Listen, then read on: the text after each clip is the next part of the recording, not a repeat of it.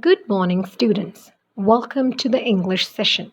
Today, we shall be dealing with the lesson Footprints Without Feet by H.G. Wells.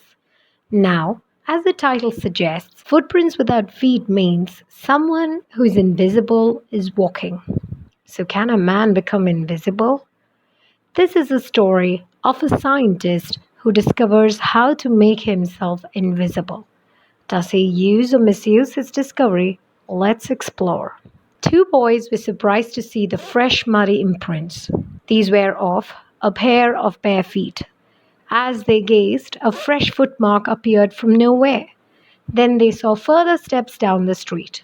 Thereafter, they disappeared. These footprints were of a scientist named Griffin. He had just discovered how to make the human body transparent. He swallowed some drugs and his body became as transparent as a sheet of glass. It was before his footprints were being seen.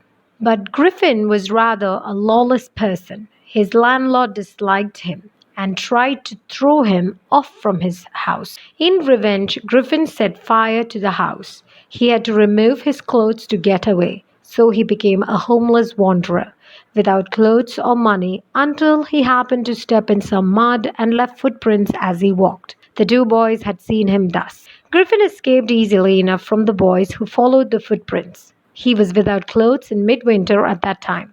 He faced cold weather and felt the need of clothes and food.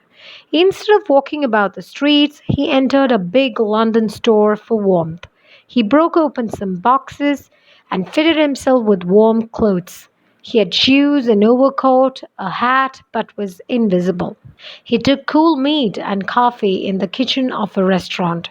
He also took meals, sweets, wine, etc. from a grocery store. Finally, he slept on a pile of quilts inside.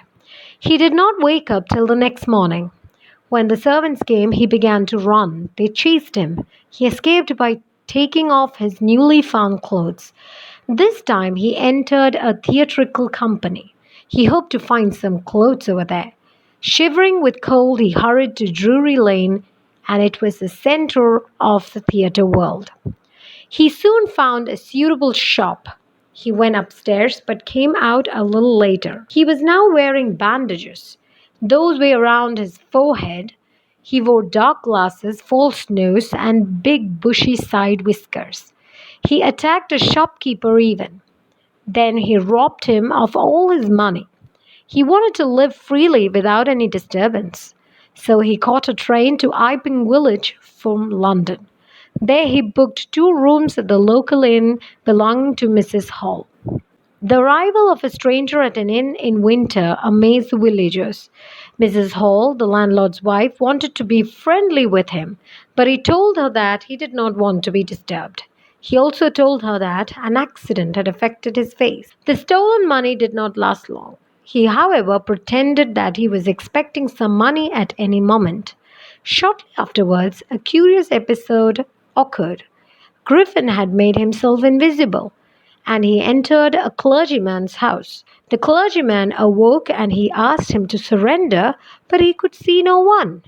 He realized the room was empty, yet the desk had been opened and the money was missing. It was extraordinary for the clergyman. The landlord and his wife, Mrs. Hall, were up very early. They were surprised to see the scientist's door wide open. They peeped around but saw nobody. Clothes, bandages, etc. were in the room, and everything was in disorder. All of a sudden, Mrs. Hall heard a sniff close to her ear. The chair and other things in the room became alive.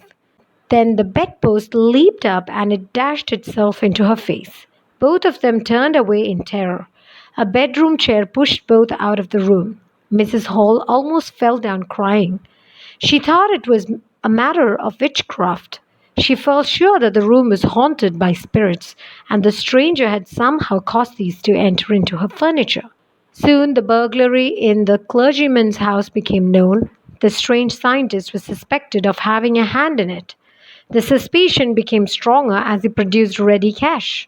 Earlier, he had admitted of not having any. The village constable was secretly called. But Mrs. Hall did not wait for the constable. She went to the scientist.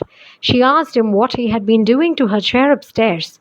She wanted to know how he had entered a locked room. At this, the scientist grew angry. The eccentric scientist lost his temper when he faced questions from Mrs. Hall, so he suddenly shouted at her.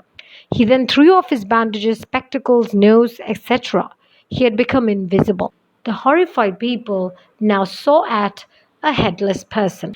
Mr. Jaffers, the constable, arrived. He was surprised that he had to arrest a man without a head, but he had to arrest him in any case. So he tried to catch the scientist, but he was throwing off one garment after another. The constable found himself struggling with someone he could not see at all. Some people tried to help him, but they received blows only from the invisible Griffin. In the end, Jaffers became unconscious. There were cries of "Hold him!" But Griffin had freed himself. No one knew where to lay hand on him.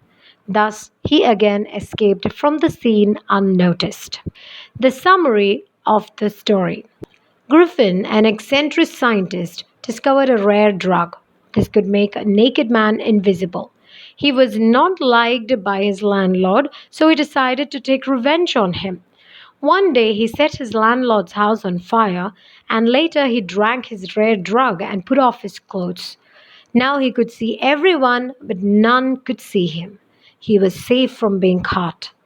But he was without clothes, and it was very cold. So he passed the night in a London store.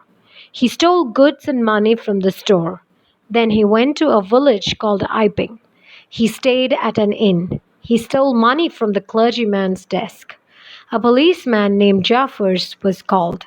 A strange fight took place, and Griffin took off his bandages, his glasses, and his hat. Now he looked helpless. People were horrified. Griffin hit the policeman and got free and ran away. Thus, we have come to the end of the session. Thank you and have a nice day.